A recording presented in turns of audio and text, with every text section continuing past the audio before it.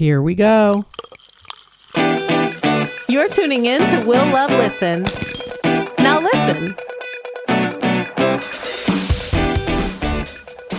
Brad Hargreaves, it's great to speak with you today. How's everything going? Everything's going well. We're not touring this summer, but we have a bunch of one-off shows. So this weekend we're flying out to play in New Jersey and Memphis, a festival in Memphis, and then we're pretty much playing every weekend until October or November right now. Yeah, I wanted to ask you about that. I know we have the NJ Pack show coming up, and then I see like you have a bunch of shows like booked from now all the way through September.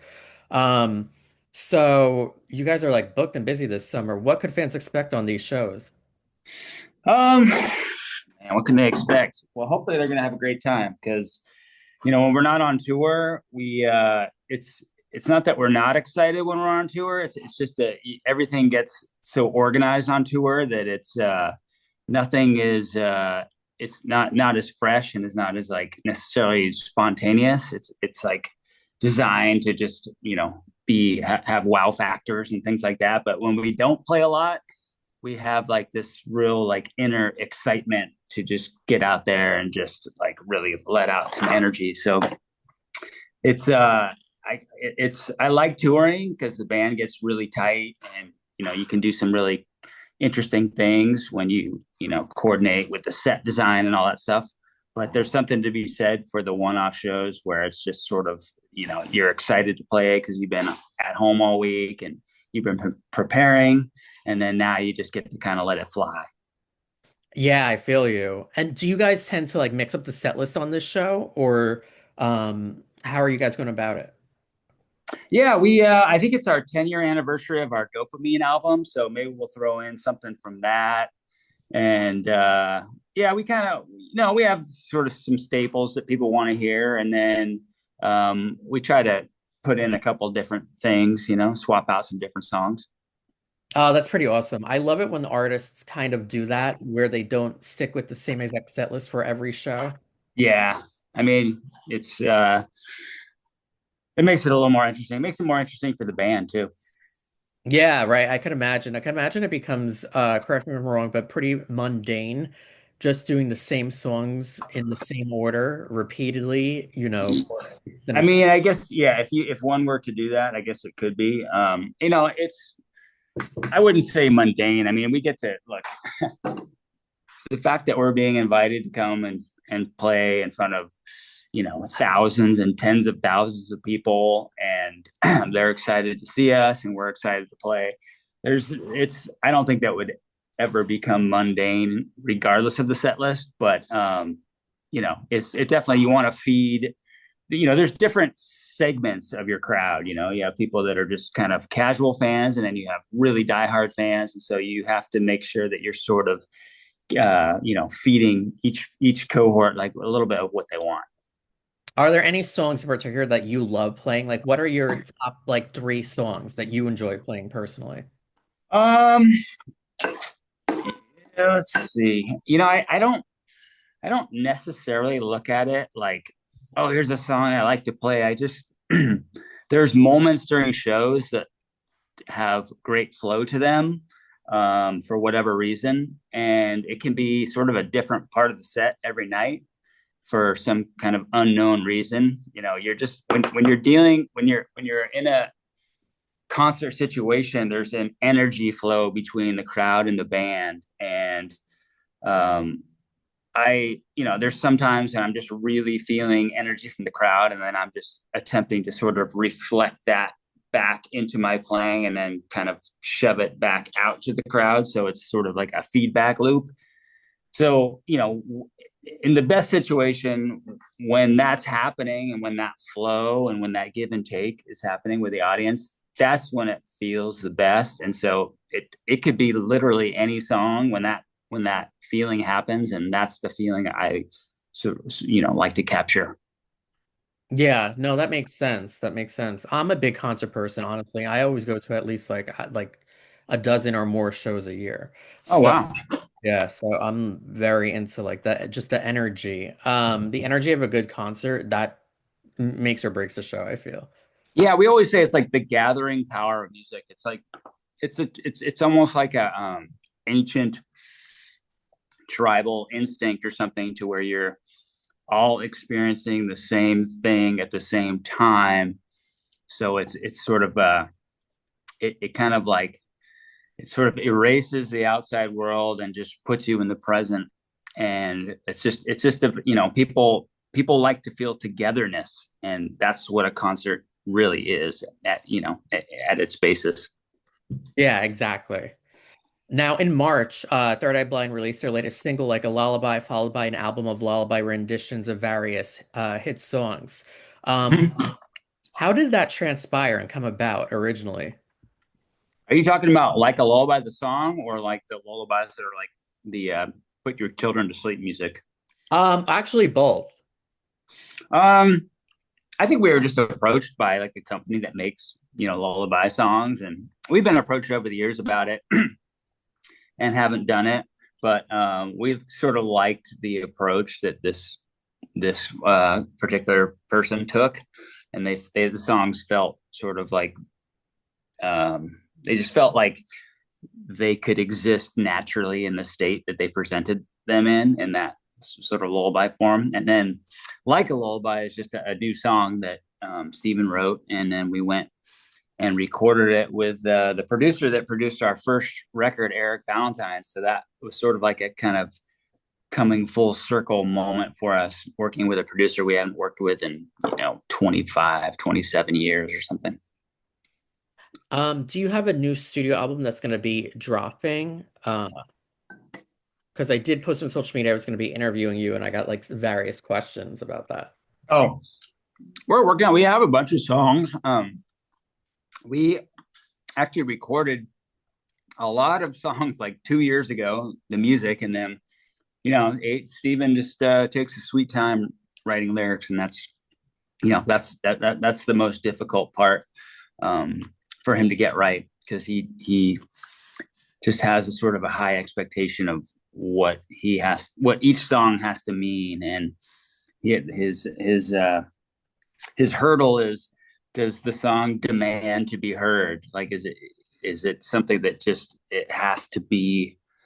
Um, it's he doesn't want to just put out something to put something out. So he he kind of, I would say maybe he overthinks it, maybe with lyrics, trying to get him to a certain place. But he has his process, and he has to go about it the way he has to go about it. Yeah, that makes sense. And plus that has to be hard coming from like a songwriter perspective because you're probably very self-critical of your work. Yeah, I mean, like, I think on one hand, it's people have an expectation level of what his songs will make them feel like, and he has, we all know that he is a master at unfolding a narrative in a song that people can really feel. And so they're on the one hand, it's that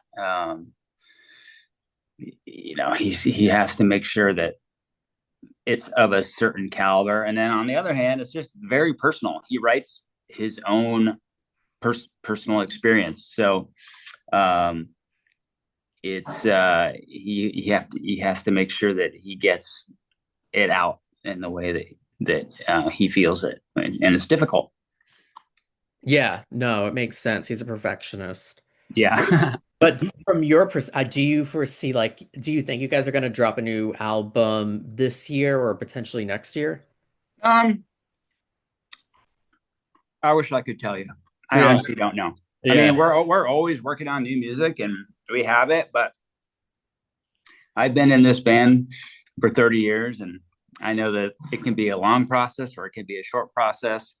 You just never really know. So, um, it's coming. We have our 30th anniversary of our on first record in 2027. So I imagine that's going to be a big year of performances and releases, and new stuff and old stuff, and um, I don't know. It's gonna come out. I just can't say when. No, I feel you. I get I that. wish I knew. I got to be honest. I wish I knew.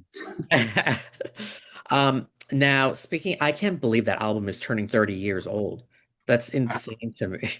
I know. I mean, it's really weird. It's gone by in a blink of an eye, but then I start thinking about just the amount of tours and the amount of things we have done, and there's been it's we've covered a lot of miles over the years. If I start thinking about it year to year, and it's really gratifying to just know that we've we've uh, we've always approached Third Eye Blind, with the utmost seriousness in terms of we want it to be great. We want to be consistently great, and we always, whether it is or not, it's not because we didn't try. The methodology is always let's make sure everything is we do everything in our power to make this turn out great, and then what that's led to is just we are in a really good spot. We have an awesome career. We get invited to do amazing things constantly, and it's gratifying that if you do things the right way, you try to do things the right way, then it can grow into something special. Yeah. And that self-titled debut album, I still can't believe that that's turning 30 because that all the singles on that and that album, well, for one, it sold extremely well, but it also kind of personified that era of like the 90s and the sound of even the early 2000s. Yeah. I felt like it influenced a lot of bands. Yeah, some some people like to give us anoint us as like the godfathers of emo or something, and Yeah, no, for real. Yeah. there's definitely songs on that record that are like 100%. Those are emo songs, um, and it's cool because we're friends with a lot of those bands. We tour with a lot of those bands, and they're very reverential towards us, and it's very satisfying when you hear that you've influenced somebody. But we're still trying to make our own sound and our own music. So our final chapters creatively have yet to be written. Do you enjoy changing up your sound, or have you, as like time goes on, like tweaking it up and like kind of not changing your image per se? I mean, even though it does that inadvertently, but Yeah. evolving.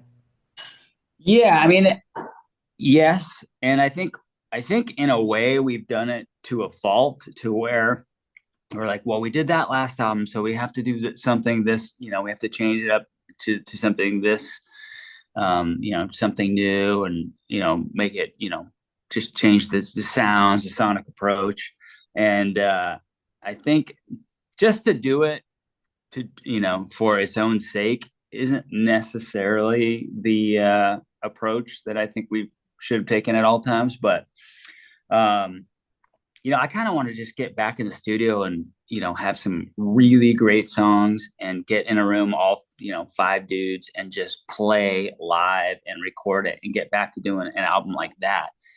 Um, that just we haven't really. I mean, we've been sort of like trending in that direction. We got away from that for a while, and then now we're trending into just getting in the studio, all five guys playing at the same time, record it, maybe make a few overdubs, and that's the song. And that's how like a lullaby was done. We just played it live. So there's a certain feeling that you get doing it that way, that it just you can't capture by with other techniques. Yeah, I agree. And I feel like it also comes across to the listener when you're like all together recording and performing it live. Yeah, for sure. Um, yeah, it's just with AI music coming down the pike, and with the all the technology that allows one person to just create virtually anything.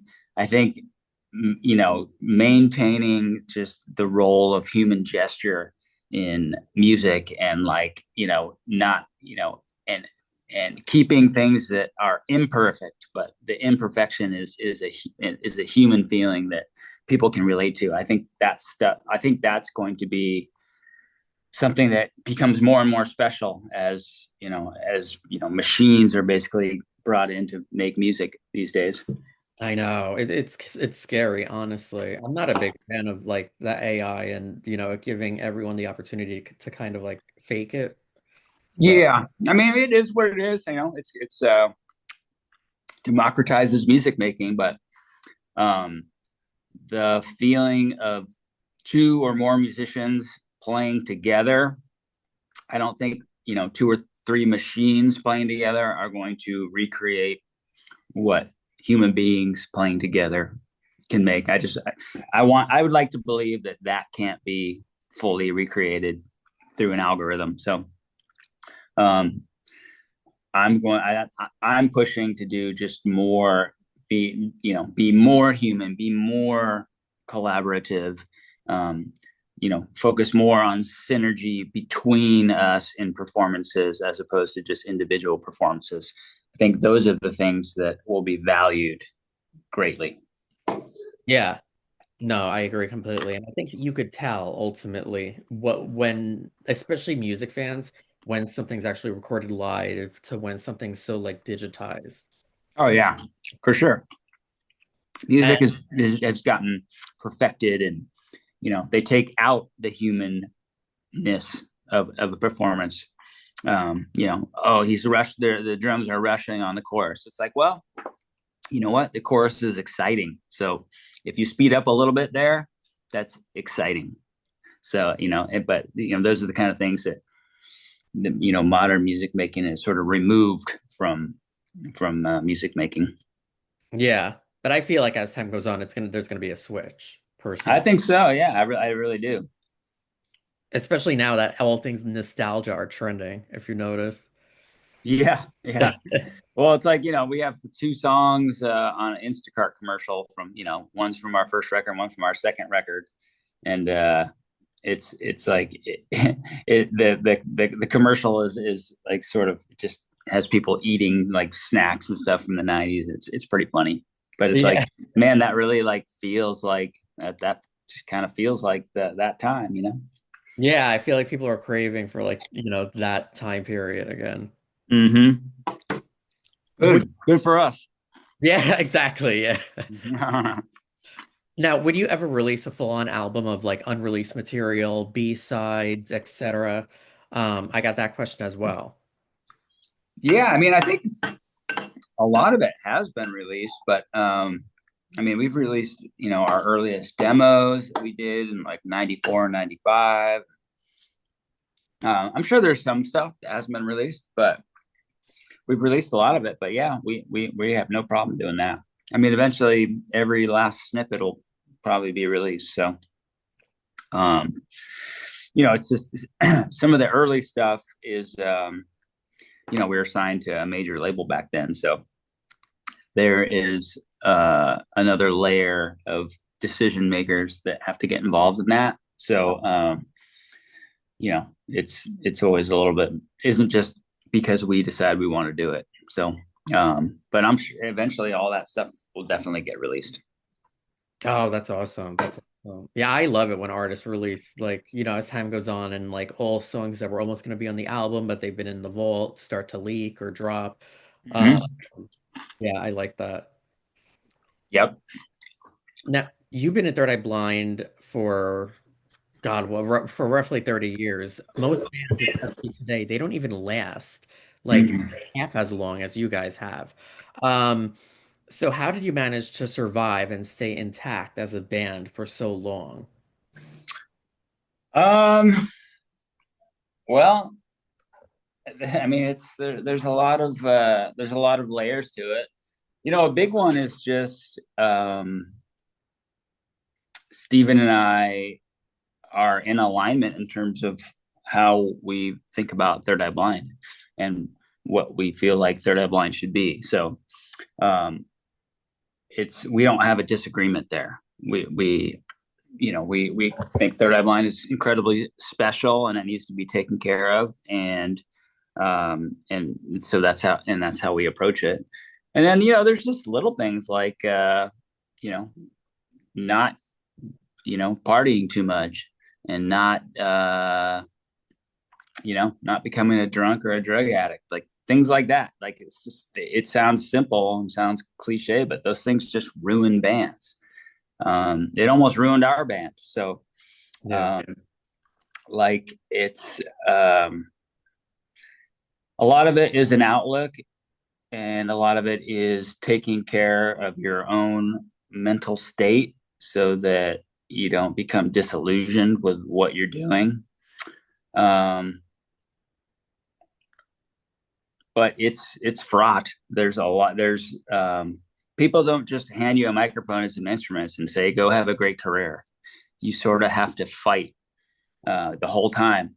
You have to fight against outside forces, and you have to like really navigate internal forces, because one bad you know one person who's struggling in your organization can really hurt the whole organization. So um, it's really about just kind of trying to stay on top of the things that are attempting to derail you. When you say it almost ruined your own band, can you go in depth about that a little bit? I'd rather not, because I'm not trying to make this personal and blame anybody for anything. Yeah. But we've had people that have had struggles in our band. We've had musicians that have had struggles. We've had crew members that have struggles. Um, because let's face it, it's it appears to be an easy life, but Not. Yeah. it's not necessarily. I mean, there's a lot of the travel is tough sometimes, and there's a lot of free time. So you have to, you have to take care of yourself mentally and physically to get through it. And if you can, then it's the greatest job in the world. But if you can't, you can get into trouble. Do you find behind the scenes a lot of artists struggle similarly? Um, Not necessarily a lot of them. I mean, because if you're still around, and if you're a band that's working, it means that you've figured out how to sort of tame those forces that are working against you. The bands that succumb to that stuff aren't playing anymore. Or they're breaking up, or they're not doing well. So the bands we come into contact with are flying because they've figured out whatever the chemistry that makes their creative process work and makes their band a functional unit. So I don't see it a lot, but I've definitely seen it over the years. Now, the music industry has evolved so much from when like you first dropped your debut album to like now. Mm-hmm. And what are your thoughts on it, both positive and negative? And are there any artists you'd like to collaborate with today? Um, yeah, I mean, the music industry was essentially flipped on its head. Our early records were sort of the last of the old model of distribution in music, and then the middle of our career was the industry figuring out how the new distribution would work, and then now it's it's a streaming model, which actually it's very democratizing in terms of you can get your music out there, but getting your music heard is difficult. So for us, it works great because we are a known entity, and now our music can just be discovered without marketing behind it. It's just it exists in playlists, and it exists in the culture, and people can decide just based on how it sounds whether they like it or not. It's not because our faces are on a billboard, or or our music is being played at a sporting event or something. It's just they can decide based on the merit of the music and how it makes you feel, and we love that. That's how we've always wanted our music to be discovered. But it's, it's tough for new bands to get heard. So I will say that. And then as far as collaborations, yeah, I'd like to collaborate with TV on the Radio and Tame Impala. Okay, nice. Nice. Yeah, those Anything brewing there right now or not yet? any what? Anything brewing there right now or not yet? No, but it's interesting. We have some festivals that are yet to be announced, but some nice festivals coming up in 2026, and we're looking at doing like collaborations, like guest artists on stage. So we're sort of like thinking along those lines, and that's how that stuff kind of organically happens. Someone comes up and guests on stage with you, and then you go, "Oh, that's all great. Let's do a song together," or why don't you play on this? And they go, "Okay," and that's how those connections get made. Yeah, no, I feel you. And it's so interesting talking about streaming because I feel like it's so polarizing. There's like so many cons, but yet there's pluses as well. So it's Yeah, very interesting. Although I will say I do like that vinyls have made a major comeback. yeah. We release vinyl, which we really like doing.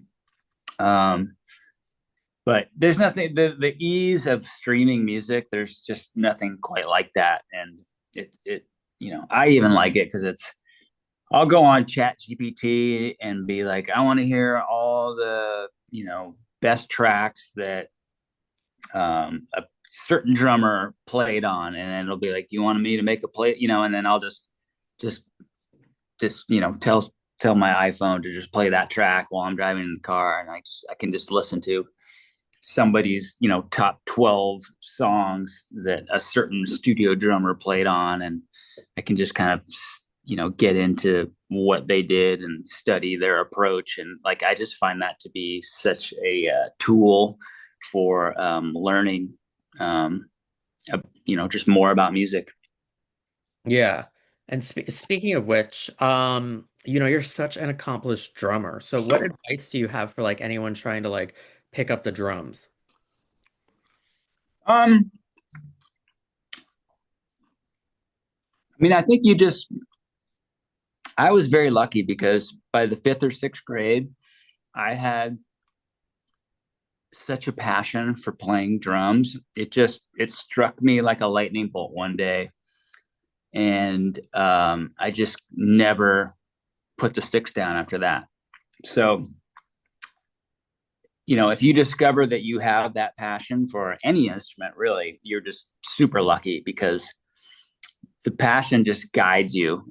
And I just followed mine wherever it took me, so I was listening. I would just go through my brother's record collection, my sister's record collection, my dad's record collection, and I just learned all those, and then I got private lessons.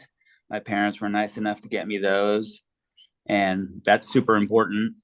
But I just followed my passion, and if without that sort of internal interest and drive, um, I wouldn't have been able to do what I did. Impressive. Impressive. And it's like the drums are hard, man. Like even like I know like a buddy of mine is like just like starting to pick it up and like do it recreationally, but like Uh-huh. it's tough. Yeah. Yeah. How old is he? He's in his 30s. Yeah. Well, one thing I've realized is that learning something when you're, Later. 10 to 25 is a lot easier than later on. It can be done, and I'm not saying don't do it. I think it's totally worthwhile thing to do, but um, it just your ability to just get on the train and learn is remarkable at that age. And I see my children. I have young children, and they pick up things so fast. It just kind of mind boggling. Are your kids really immersed in music like you? No, one of my kids is like really athletic, so he's his work, he's just, he's it's it's not a lot different. My approach, I played a lot of sports when I was a kid, and the approach to learning a sport and learning music, I don't think are that different. I think it's you learn skills, right? You're developing skills that allow you to, get into a group setting with other people and perform.